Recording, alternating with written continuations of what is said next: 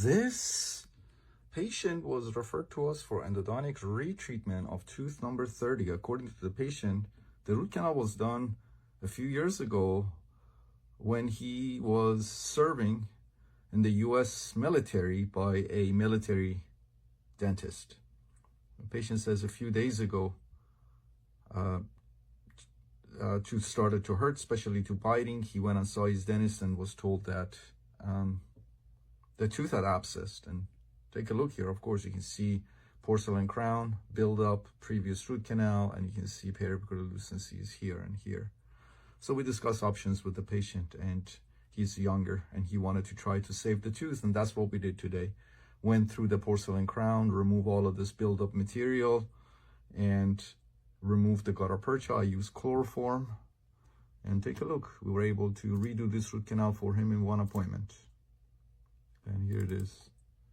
Take a look here. Everything went beautifully, as you can see. 4 canal systems, the mesials, the distals.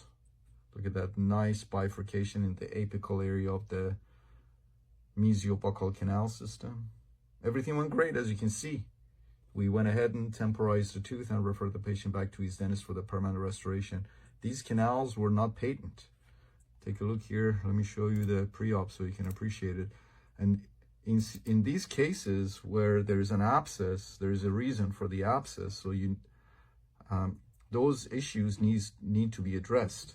So there's no patency here, which means that this dentist didn't go all the way to the end of each canal, therefore left necrotic tissue and bacteria behind.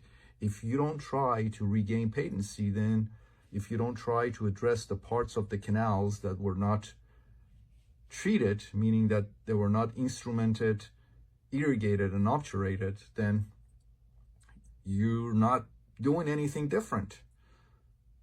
So you're leaving those parts of the canals that were untreated originally, you're leaving them be if you don't regain patency and instrument and irrigate and obturate to desired working lengths. So that's what we did today. I spent a good amount of time regaining patency in all 4 canals.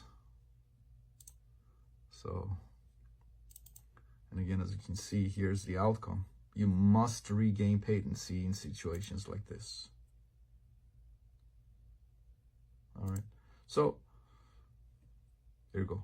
One appointment took us about 45 minutes from start to finish.